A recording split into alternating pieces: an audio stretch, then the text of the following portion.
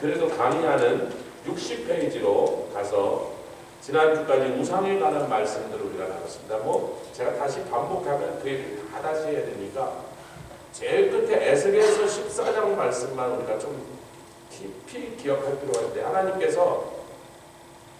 하나님께 나와서 물으면서도 선지자를 통해 하나님께 이렇게 물어달라고 하면서 이스라엘 장로 두어설이 나오는데, 바로 에스겔의 저놈들은, 물론 놈이란 상스러운 표현을 쓰지 않았지만 얼마나 주님 분하신지 그렇게 쓰실 수 있다면 그렇게 썼을 거예요. 저 나쁜 놈들은 우상을 섬기면서 또 나한테 보내. 저놈들이 우상을 섬기는 숫자만큼 내가 틀리게 저들에게 대답하여 반드시 멸망하게. 그뿐만 아니라 에스겔 보고 이제 에스겔을 향한 말씀 아니지만, 만약에 선지자 자신이 백성들에게 하나님 말씀을 증거하고 또 백성들이 하나님께 물어달라고 할 때 대신 물어보는 그 선지자가 유혹을 받았다면, 그 선지자의 유혹받은 대로 내가 또 말하여, 결국 뭐예요? 우상을 섬기는 자는 선지자든지 그 선지자에게 우상을 섬기는 나쁜 마음으로 나오는 자든지 다 멸망하게 합니다. 그 유혹받은 것도 나로 말미암아서 그놈이 망할 짓을 내가 하게 한 거지. 오늘날의 거짓 선지자들이 향한 경고죠. 에스겔을 향한 말씀은 아니지만 에스겔에게 이 거짓 선지자를 내가 그렇게 처리하리라. 무서운 말씀입니다. 말세에 고통하는 때가 이르니 사람들이 자기를 더 사랑하는, 누구보다? 이게 중요해요. 자기를 사랑하는 것이 하나님을 사랑하는 것보다 더 커져서, 자기를 사랑하니까 자기의 쾌락을 더 사랑하고 돈을 더 사랑해요. 그게 우상숭배.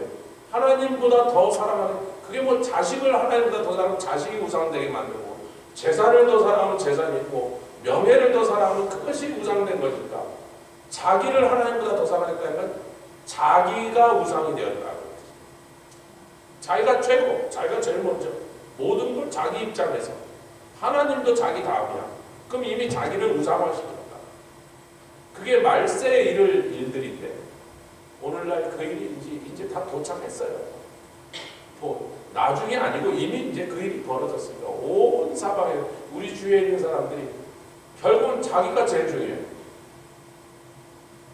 우리 교회는 그렇지 않은 교회가 되어서 참 얼마나 감사하죠. 할렐루야. 제가 이제 뉴욕에서 왔던 제자, 이제 지금 뉴저지 사는데, 거기서 그렇게 고생하지 말고 1년에 10만 불 벌어도 1불도 세이브가지고 10만 불을 다 쓰고 사니, 그렇다고 무슨 뭐 좋은 BMW를 놓고 렉서스를 타는 것도 아니고 그냥 평범한 차 끌고 왔더라고. 보니까 제 차보다 더 나쁜 거 끌고 왔더라고. 그러니까 막 바득바득 사니 그 스트레스를 받으면서 그러지 말고 피츠버 같은 데 와서 좀 생활비를 좀 줄이고, 좀 부담을 줄이고, 주님 일도 좀 더 하고, 가족끼리도 좀 더 시간을 보내고. 엉뚱한 소리 하고, 그래서 야, 니네들 때문에 여기 와서 신앙생활 뭐 영적 선생 그거 하는, 네가 보기 안쓰러워서 좀 편하게 살으라고 여기 오라 그런 거지. 뭘 가르치겠다는 게 아니야. 40 몇 살 넘은 사람 뭘 가르쳐? 니네 애들은 내가 가르칠지 몰라도.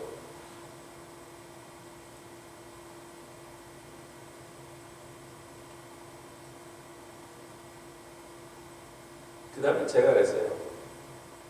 피츠버그 한인교회에 조 목사가 있더라도 굉장히 좋은 교회야. 너 세상 다니면서 이만한 교회 그렇게 찾기 쉽지 않을 거야.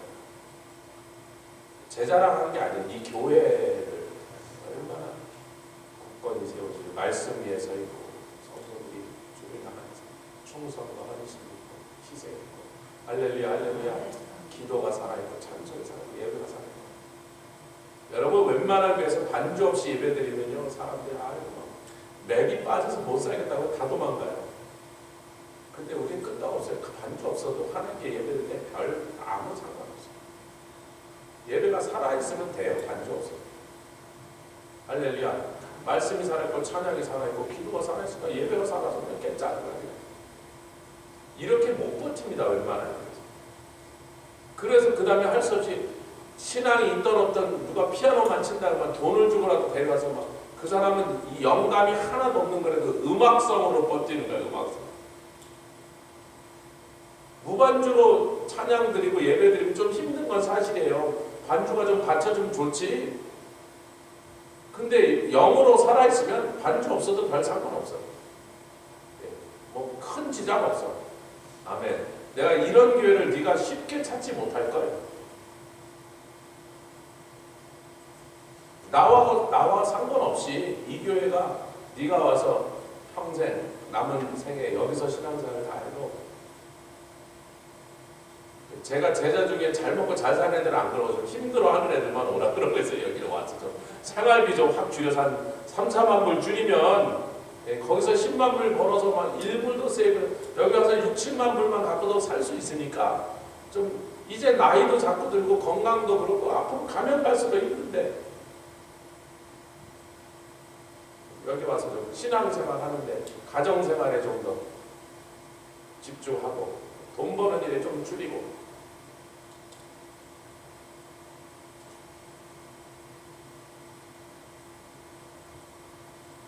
여러분 우리가 이사야서 말씀으로 돌아가시고 보시면 도표에 60, 이제 내일이면 주 권사님 오셔서 권사님 잘 오세요 더 공강해 그랬더니 아니 괜찮다고 그랬더니 아이고 추워갖고 아무데도 못 가고 그냥 여기 앉아있느라고 힘들어 죽겠어요. 근데 왜 이렇게 오래까지 앉아 계세요? 빨리 좀 오시지 진짜. 다음에 이제 힘들어서 한국 안 나간대. 믿질 않는데. 우리 이동철 선교사 오늘 아침에 갑자기 전화 왔어요. 그래서 지금 무슨 통화할 일이 없는데 왜 무슨 이머전시가 생겼나 그랬더니 어거스타 순복음교회에 자기도 헌금을 보내고 싶다고. 지금 송금하려고 복잡하니까 우리 교회가 좀 대신해 좀 자기가 나중에 미국 올 때 갚겠다고. 지난번에 파라과에 갔을 때 남학현 선교사님께 혼두라스 이동철 선교사 헌금을 했거든요. 그때 남학현 선생님 걸 받고 내 선교사한테 선교 헌금 받기 또 세상 처음이네. 근데 이제는 그 교회가 선교사한테 헌금을 받게 생겼어요. 여러분 이동철 선교사님이 맨 땅에 아무것도 없는 빈 땅에 아무것도 없는 데서 맨주먹으로 시작할 때를 우리가 알기 때문에 그날부터 신실하게 주님만 바라고 달려 이제 선교사를 돕고, 벌써 몇 년 전부터 그 혼두라스 와 있는 다른 선교사를 돕고 있었어요.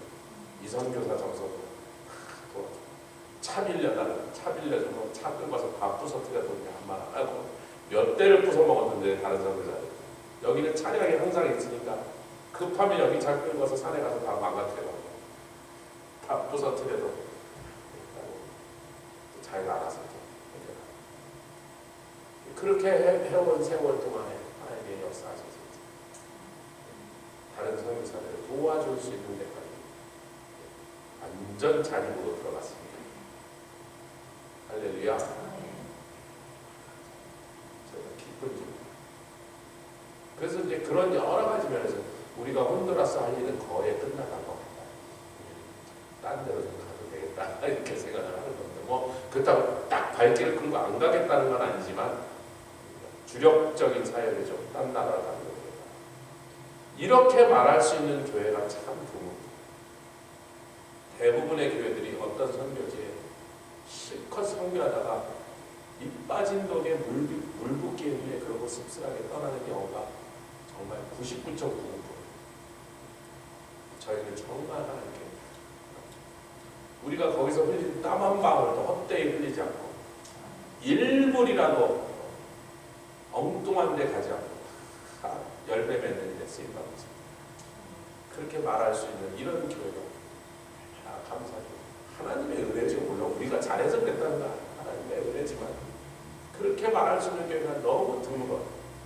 선교하다가 시험 걸리고 선교하다 문제 생기고 선교 시커냈는데 거기다가 쏟아붓고 나중에 가면 다 없어지고 이런 우리가 갈 때마다 하나님이 하시는 일들을 보면서 그렇잖아. 더 놀랍고 더 강력하고 더 큰 사역을 하는 일하시는 할렐루야. 오늘 제가 그 전화를 받고 참 세상에 선교사님이 후방에 있는 교회한테 언급을 하겠다는데 아이고 참 살다 보니 별일이 다 있다 내가. 네. 아멘. 우리 교단의 모든 선교사님들이 그렇게 되셨으면 좋겠습니다. 할렐루야.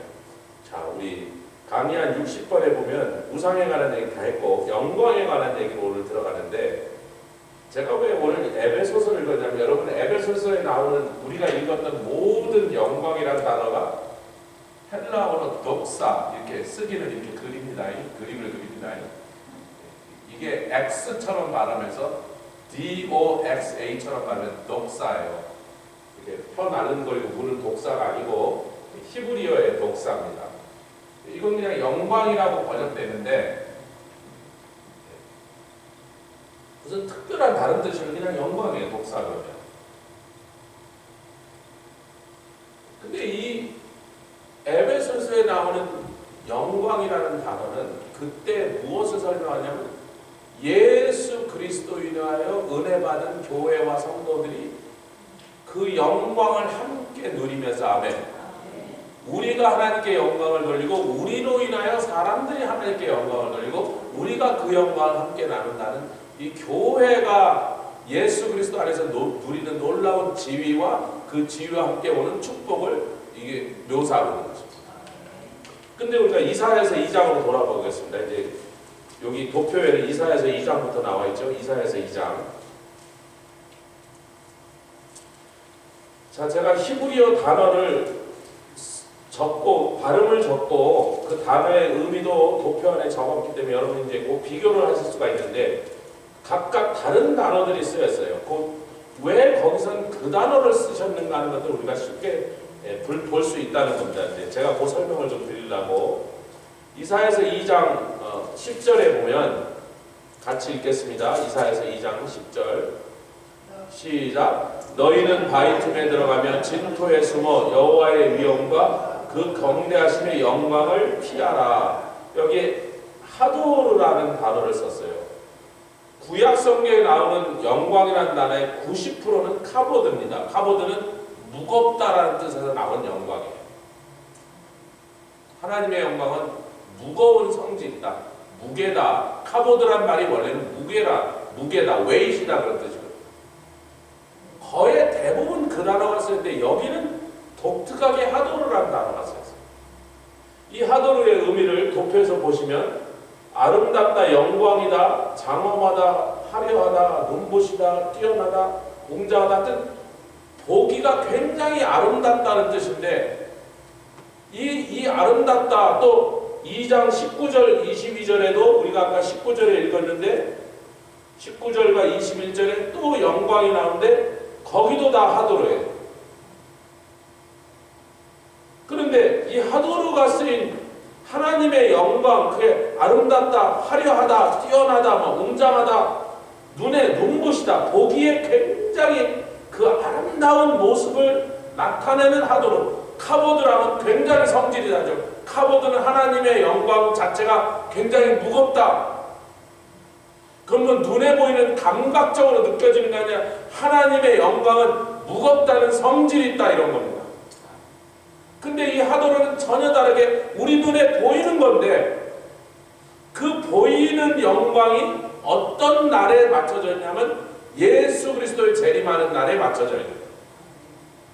그러니까 예수님이 이 땅에 다시 오실 때 그분이 입고 오시는 영광이 땅에 살고 있는 사람들에 볼 때는 분명히 우리 성도들 눈에는 아름답고 화려하고 눈부시고 찬란한 것인데,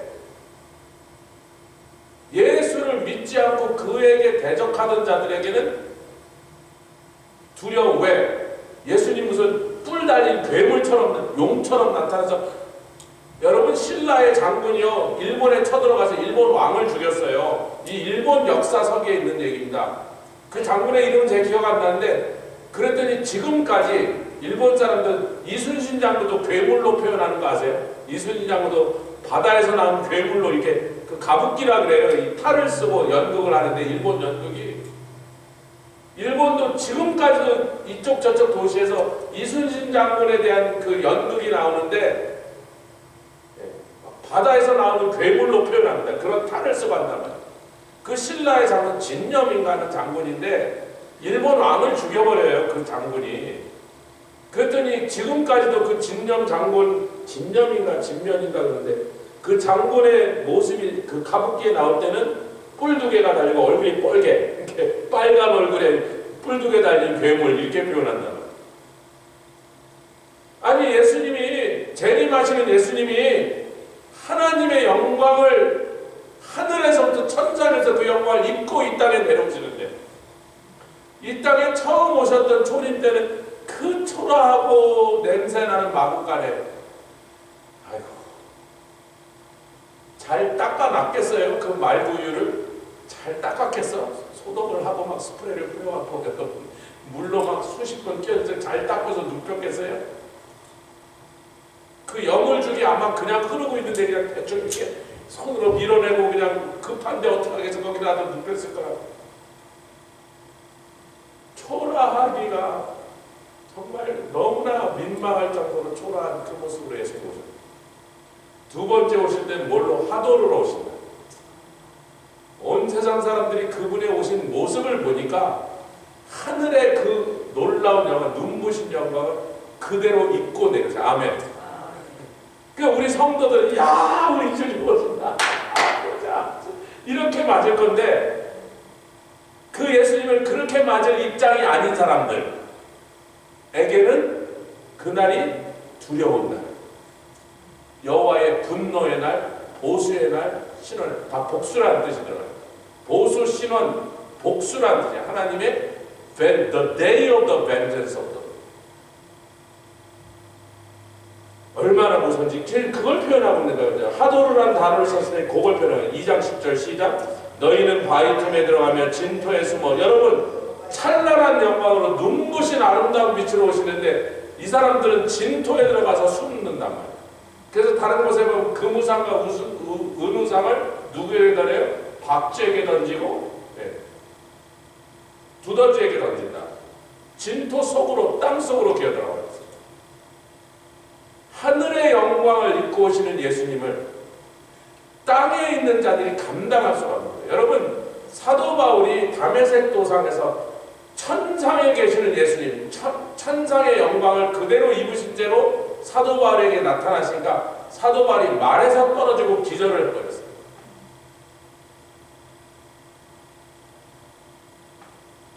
재림하시는 예수님은 그래요.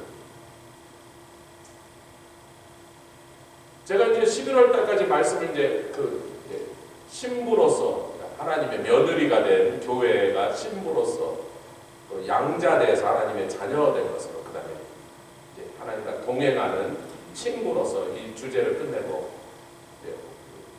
11월 잘 끝냈으니까 이제 12월 달에는 무슨 주제인가를 그랬더니 바로 기도할 때 금방 예수님에 대해서 한 달 동안 그런 말씀 주셔서 어제부터 그 정리해보겠습니다.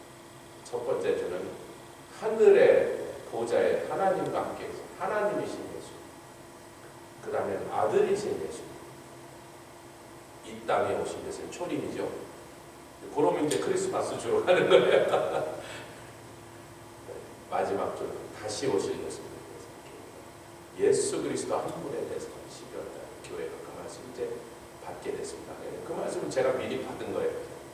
거기다 이제 제 말씀 연구하면서 잘 정리를 해야 되겠지만, 할렐루야.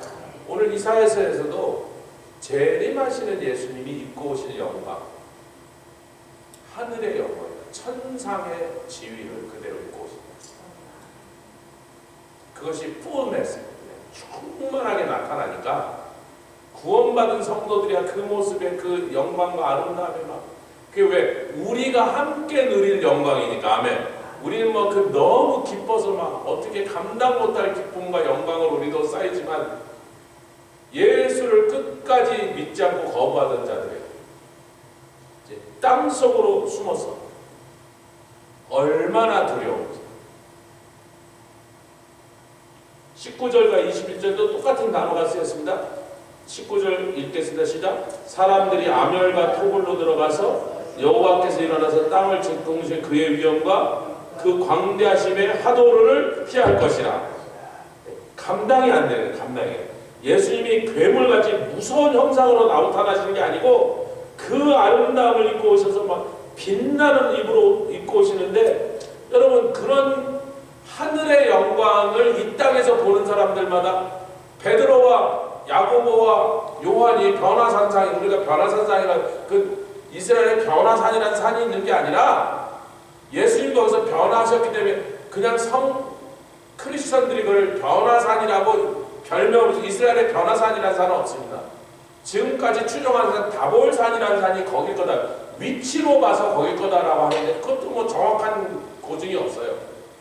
근데 그 산이 어느 산이냐가 중요한 게, 그 산에 올라갔다가 예수님의 얼굴과 옷이 흰 옷으로 변하는데, 이 세상에 어떤 사람도 그렇게 희게 세탁할 수 없는 그 빛이 난다, 그런 것 뜻이죠. 할렐루야. 흰 빛이 나는 옷으로 변하시고 그런 얼굴로 변하시고, 모세가 내려오고 엘리야가 내려와서 막 예수님과 얘기하니까 베드로가 초막셋을 칩싸움다 그러는데, 나중에 성경에 보니까 복음서에 뭐라 했어요? 베드로가 하도 무서워서 지가 무슨 소리 하는지 못하고 거의 넋이나, 우리 넋이나 같더라. 아니 예수님이 야단을 쳤습니까? 무서운 일을 하셨습니까? 그냥 하늘의 영광이 그분에게 잠시 이 땅에 계시지만 그 산 위에서 잠깐 하늘의 영광으로 다시 입혀지시는 장면을 볼 때 베드로가 감당을 못해요. 아까 사도 바울이, 그때는 사울이었죠? 말에서 떨어져 혼절을 해버렸어요.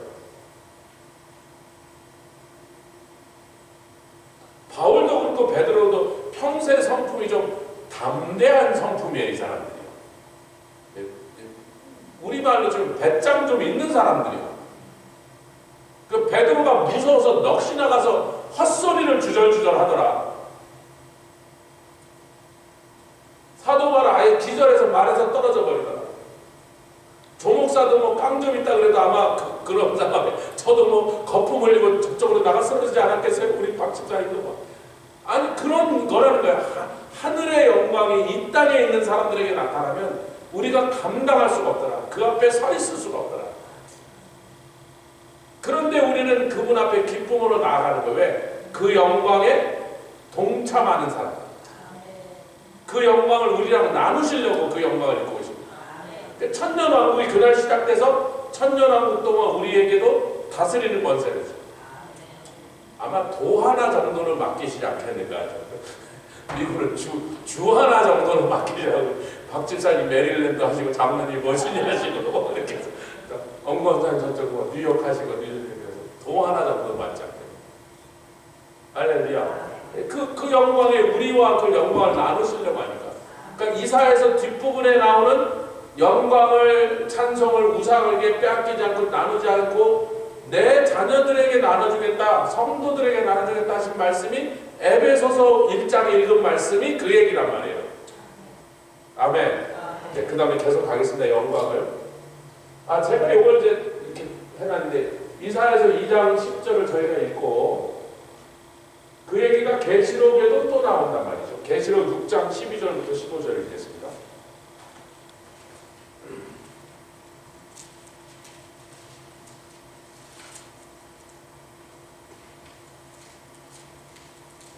계시록 6장 12절부터 우리 17절까지 마지막 절까지 한 절씩 교독하겠습니다.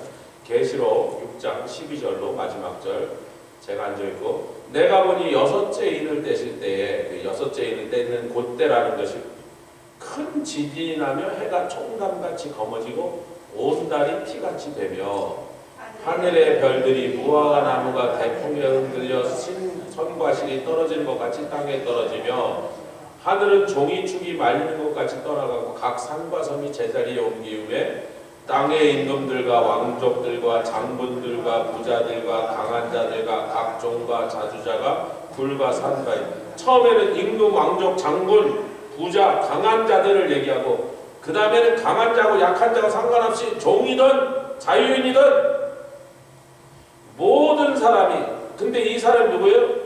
예수 그리스도를 끝까지 안 믿고 거부했던 자, 복음을 거부했던 자.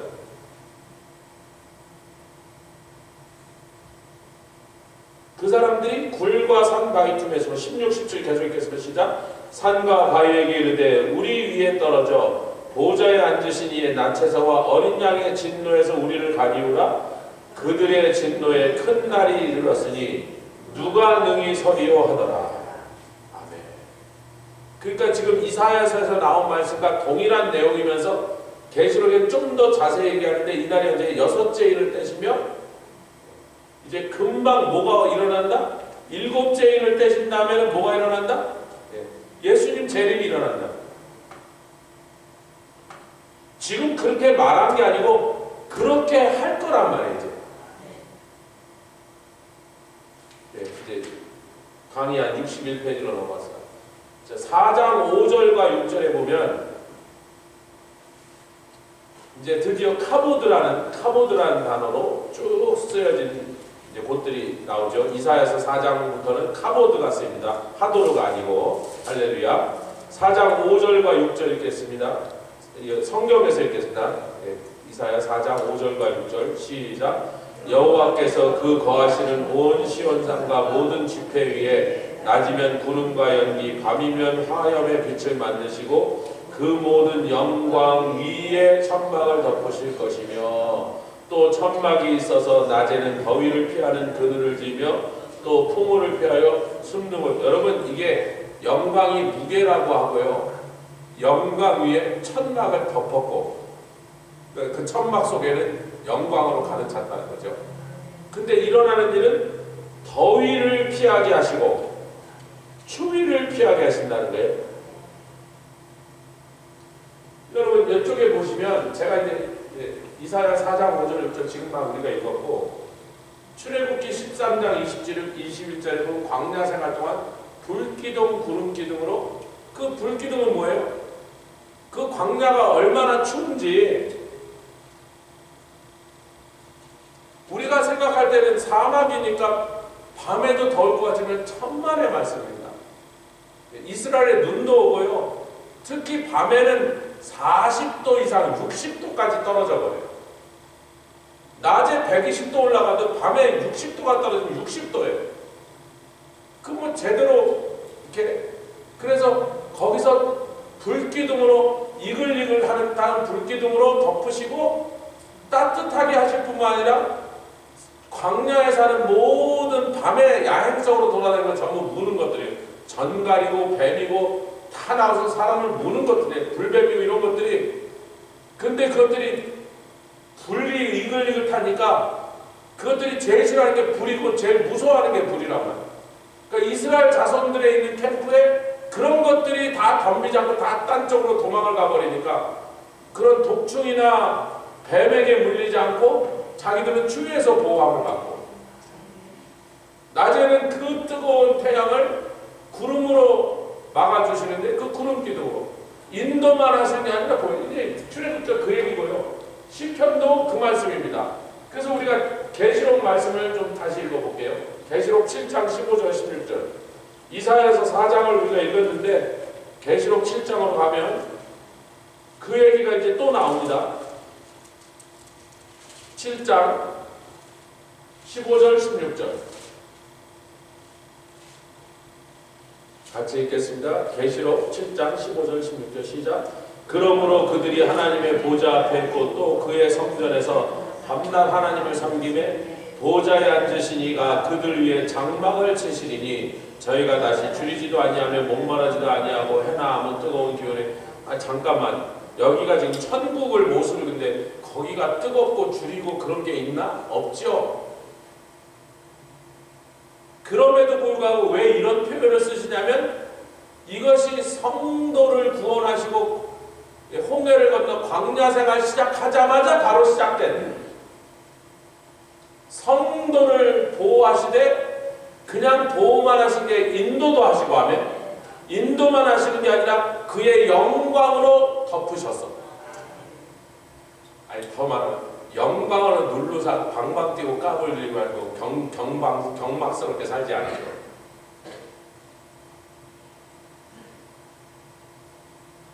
저희가 얄팍하게 살지 않아요.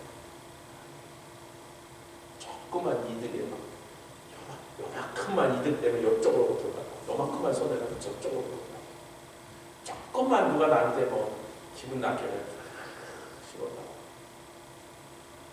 하나님의 영광이 없는 그 영광을 맛보지 못한 사람이에요. 좀 누가 씹어도,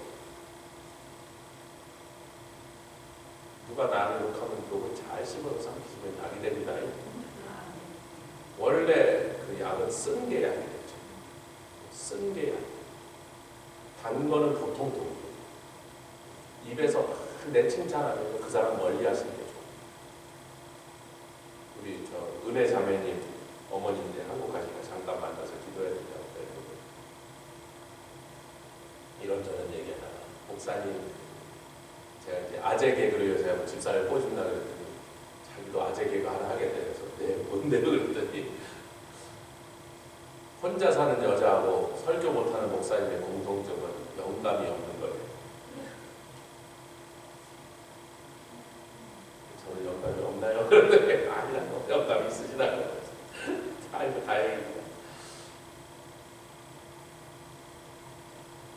여러분, 하나님의 영광은 우리를 지그시 눌러서 쉽게 요동치지 않고, 할렐루야, 작은 일에 흔들리지 않고 힘들어도 거기서 버틸 수 있게, 인간의 칭찬에 금방 쳐서 헬렐렐 하지 않고, 그 경박하게 살지 않고, 얄팍하게 살지 않고. 그러니까 하나님이 장막을 우리에 치시는 것이 천국에 가서도 그렇게 하시는 거예요. 그래서 하나님의 영광으로 가득 찬 그곳의 모습, 이 땅에서 우리를 인도하실 때 그 모습에 거기까지 연장이라는 거죠. 거기가 추울 리가 없고 더울 리가 없단 말이죠. 거기서 우리를 해롭게 할 것이 없는 곳에서까지 하나님의 영광이 구원받은 첫날부터 우리의 이 땅에서의 전 신앙의 여정의 전 삶의 그 과정 동에서 마지막 천성문에 들어갈 때까지, 그리고 천성문에 되니까 더욱더 그 하나님의 영광으로, 할렐루야, 그 영광으로 우리를 지그시 누르사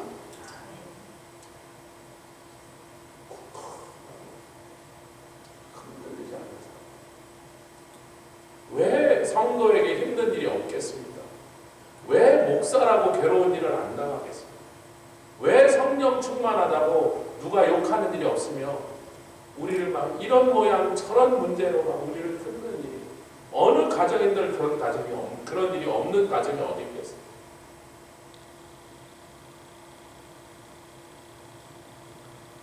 하나님의 영광으로 우리를 나눠주셨습니다. 우리 뒤에 이사야서 뒤에 이제 더 그 얘기를 하시죠. 이사야서 뒷부분으로 가면 우리가 너무나 듣기 너무나 벅찬 정말 기분 좋은 영광을 얘기를 하기 시작하십니다. 할렐루야. 자, 우리가 읽은 김에 하나 더 있는데 이사야서 25장 8절로 좀 내려와 봅시다. 왜냐면 계시록은 바로 계시록 읽고 가죠. 계시록 7장 17절 우리가 안 읽었잖아요. 15, 16만 읽었잖아요. 거기 이제 눈물을 씻어주신다는 게 나오는데 그게 이사야서 25장에 나오는 거죠. 이사야서 계시록 7장 17절 시작. 이는 보좌 가운데 계신 어린 양이 저희의 목자가 돼서 생명소생으로 인도하시고 하나님께서 저희 눈에서 모든 눈물을 씻어주실 것이미로다. 천국의 문은 12문이 진주문이고, 진주는 다른 말로 하면 조개 혹은 홍합의 눈물이거든. 무슨 이물질, 모래 같은 게 조개나 홍합의 살에 딱 박혔을 때 너무 아프니까, 조개처럼 이 껍질이 있는 것들은 속에 있는 살이 유난히 더 부드러워요. 껍질이 잘 막아주니까. 근데 그래도 이것이 이 물을 들이마시고 이렇게 해서 양분을 하되, 그때 잘못해서 바닷물에서 모래가 하나 썩 들어갔는데 그놈이 썩 들어가다가 마치 이게 이빨 사이에 고기가 꼈는데 그놈이 안 빠지는 것처럼 이렇게 쑤셔도 안 빠지고 저렇게 쑤셔도 안 빠지고, 그럼 막 되게 그거 빠질 때까지 막 죽었죠. 이게 안 빠지는데 이게 아프단 말이야. 그러니까 아프니까 이것이 그것을 견디게 해보려고 하얀 액체를 내갖고 그걸 계속 동그랗게 만들고 있어요. 그래서 처음에는 모래 알갱이 모양대로 울퉁불퉁한데 계속 액체를 분비하면 언제까지 계속 분비해요? 동그래질 때까지. 진주는 동그래야 값어치 저지 울퉁불퉁한 놈은 돈 하나도 안 됩니다. 100불도 안 줘요. 동그래야지. 그러니까 어떻게 더 이상 안 아플 때까지 계속 그 액체를 분비했어야 됩니다. 오랫동안 고통당한 게 동그란 진주예요. 세상 살면서 눈물 안 흘린 사람 있어요? 인간이 눈물 안 흘리는 인간인가 괴물이지. 다 눈물을 흘렸는데 어디까지 흘려야지 진주가 된다고요? 동그랗게 될 때까지. 고난을 많이 받고 오래 참고 오래 인내하며 연단하며 하며 주님 앞에서 눈물을 흘려야 동그란 진주가 돼서 그게 보석이 된 거예요. 동그랗지 않은 진주를 여러분 값어치 똥값입니다. 여러분. 저희 누나가 진주 장사를 해서 제가 잘 알아요. 믿기 못한 진주 장사를 했다고.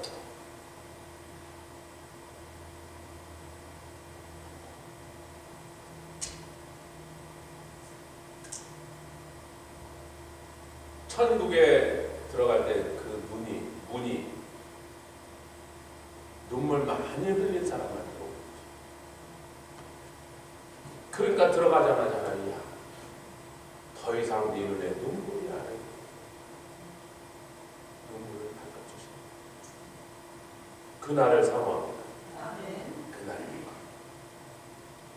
그래놓고 이제 그 얘기를 이사야서에서 먼저 하신 거예요. 우리는 계시록에서 그 말씀을 잘 알고 있는데 우리가 이사야서를 공부하고 있으니까 이사야서 25장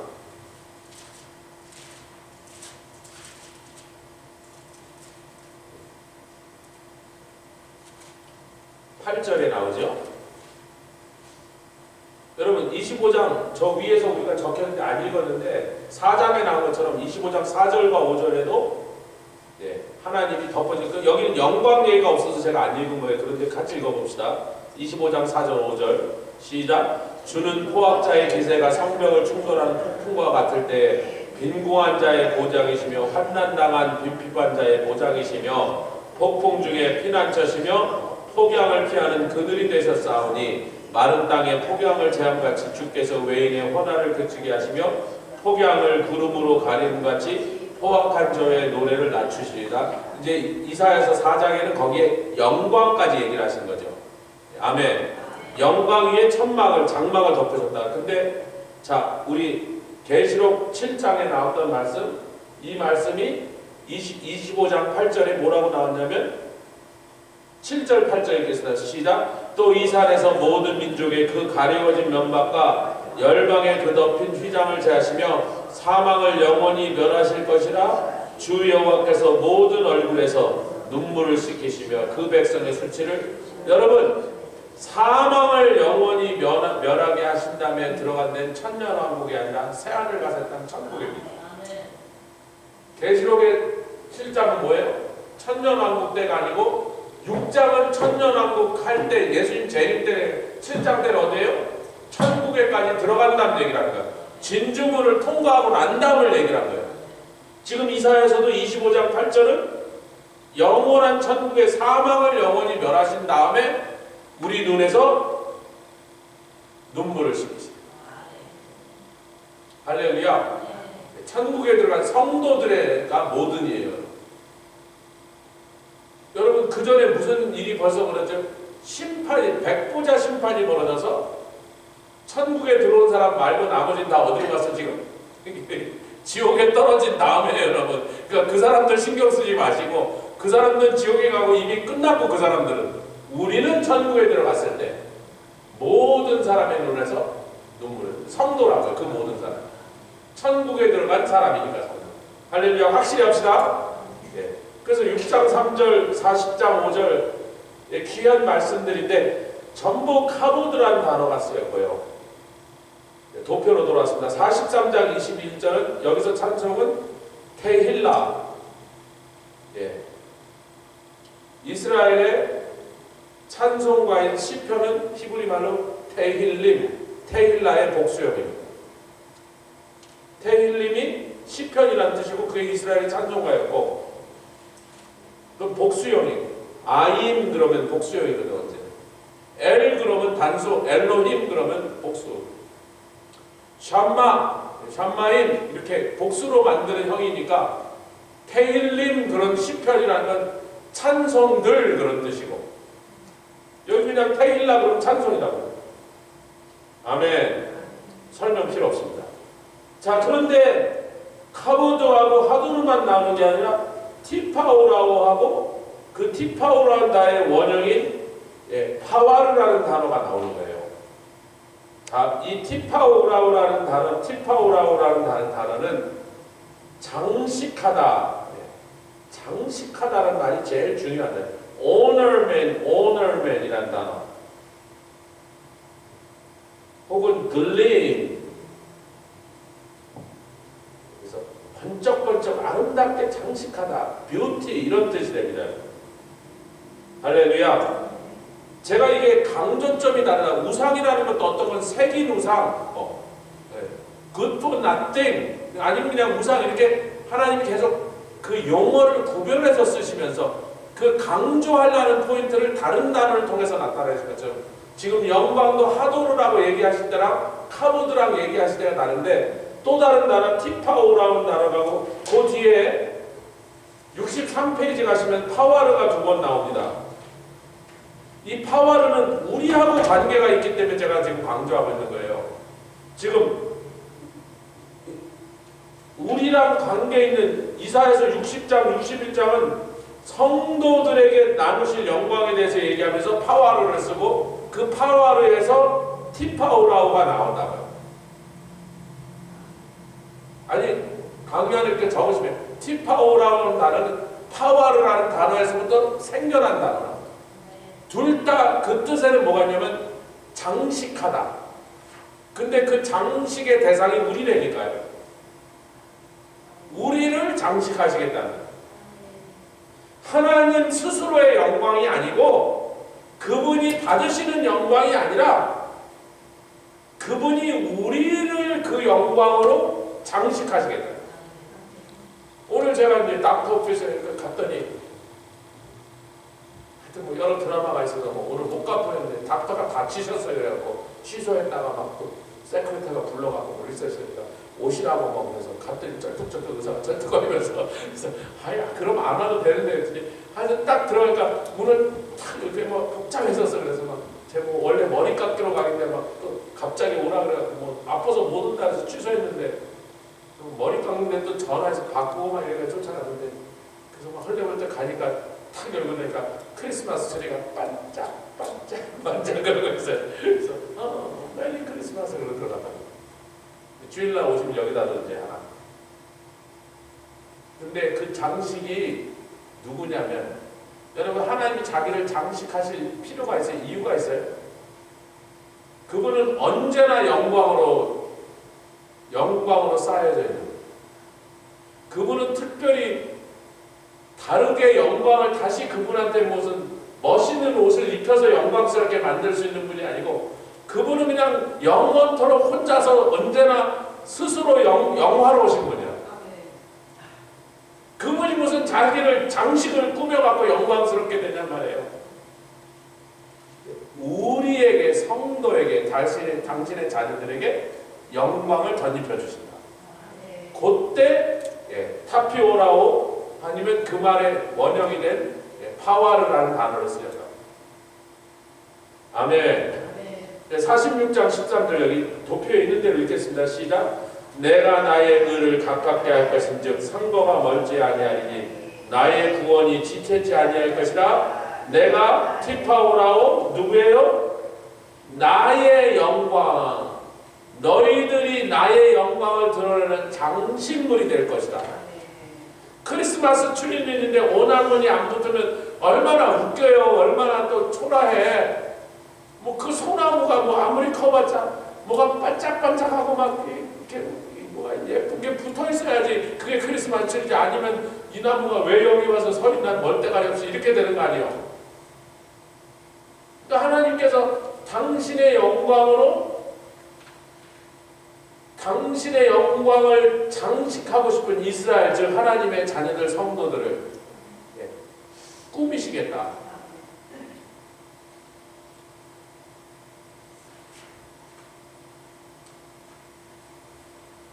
그 다음에 58장 48장 11절 그 다음 페이지로 넘어갔습니다. 이건 우리가 뭐 그냥 그 내용이 중요한 거예요. 내용이 전부 다 카보드입니다. 내 영광을 다른 자에게 주지 아니라 48장 11절. 내가 나를 위하여 이를 이룰 것이라 어찌 내 이름 욕되게 하리요 내 영광을 다른 자에게 주지 아니라. 중요한 말씀이 58장에 이사야서 58장 하나님의 여호와의 영광을 얘기하시면서 내 권력을 피하여 스스로 줄인 자에게 식물을 나눠주며 더 위에 흉악의 결박을 풀어주며 멍에를 꺾으며 줄인 자에게 식물을 나눠주며 유리한 빗물을 내 집에 들이며 여러 가지가 나옵니다. 벗은 자를 보며 입히며 근데 다 그 똑같은 거죠. 다른 인간을 보면서 그렇게 선을 행할 수 있는데도 도와줄 수 있는데도 숨고 막 아이고 저건 도와준다 나한테 돌아올 건데 그렇게 치사하게 굴지 않고 하나님의 마음을 따라서 아멘. 자기가 받은 은혜대로 자기가 받은 하나님의 은총대로 다른 사람도 긍휼히 여기면서 피하여 스스로 숨지 아니하는 것이 아니겠느냐. 그래야 마땅한 것이 아니겠느냐. 내 은혜를 입어놓고 내가 주는 떡을 먹어놓고 내가 베푸는 긍휼을 받아놓고 자기는 다른 사람한테 가서 그렇게 야박해요. 예수님의 비유죠 그게요. 만달렌트 탕감 받아놓고는 100데나리를 요즘 돈으로 약 한 2, 3만 불 됩니다. 3만 불 안 줬다고 그럼 3만 불 안 주면 요즘도 뭐 멱살 잡는데 근데 그 사람이 하나님께 탕감 받은 만달렌트는 계산했더니 그때 뭐 이렇게 계산했더니 한 몇천억쯤 됐던 것 같아요. 몇 조 원. 그러니까 그냥 3만 불 안 된 사람한테 멱살을 잡는 건 그럴만한데 자기가 어떤 사람이면 그렇게 하면 안 되는 거예요? 거저받은 구원, 영생을 거저받은 사람. 그건 돈으로 계산할 때 몇 조 원쯤 나오더라고요. 그 몇 조 원을 안 받고 3만 불 안 됐다고 멱살을 잡았다면 그럼 그렇게 이상한 행동이 아니야. 근데 몇 조 원을 탕감받고 몇만 불 갖고 그러면 이건 정말 나쁜 놈이야. 여러분 주인이 먼저 이 사람을 야단을 쳤어요. 그 한 종이 되었던 다른 동관들이 보고 주인한테 가서 찔렀어요. 주인님 정말 저는 진짜 나쁜 놈입니다. 어떻게 저렇게 나쁜 놈이 있을 수가 있습니까? 그들이 가서 찔렀어요.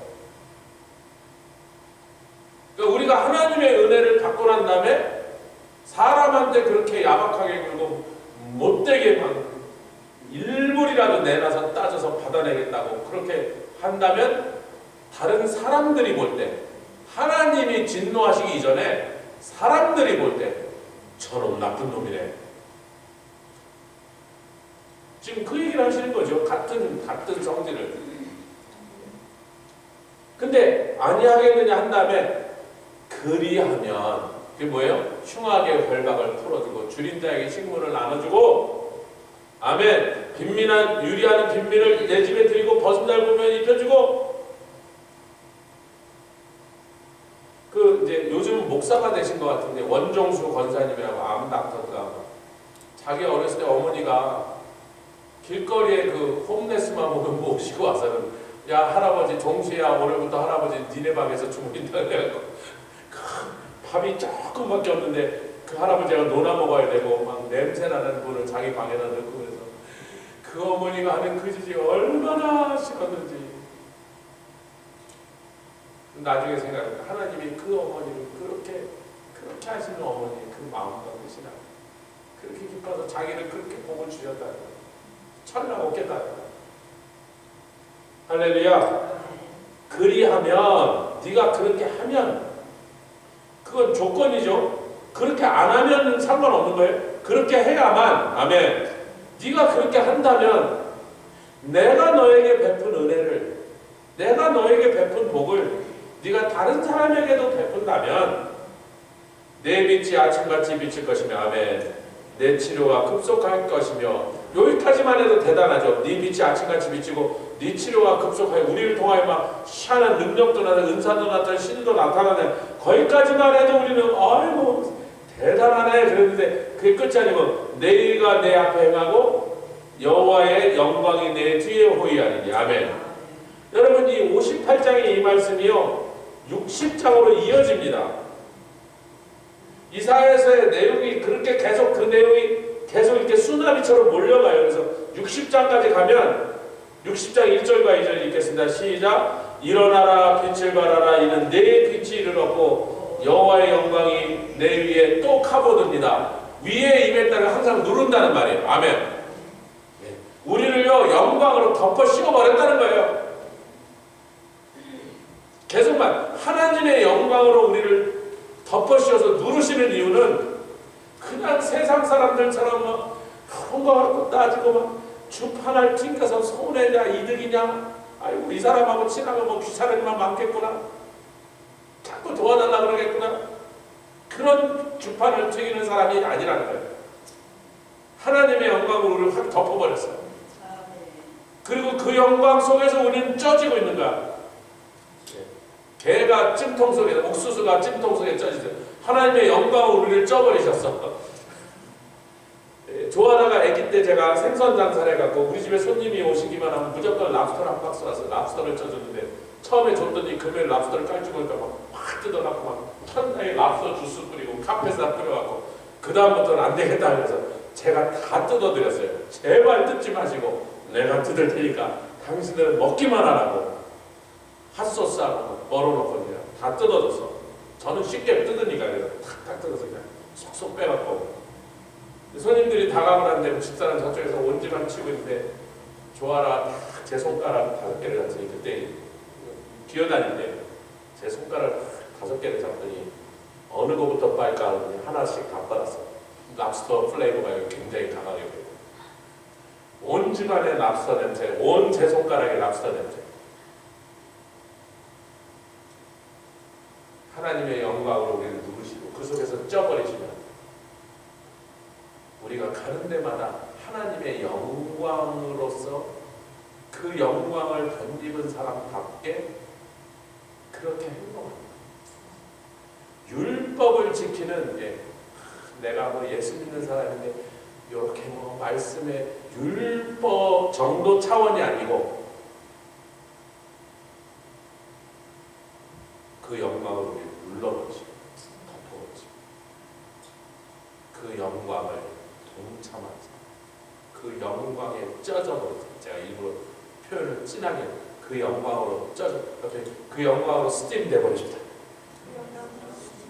손가락에서 랍스터 냄새가 나요. 10손가락은 결국 다 빠져들어야 돼요. 손가락에서 맛있는 랍스터.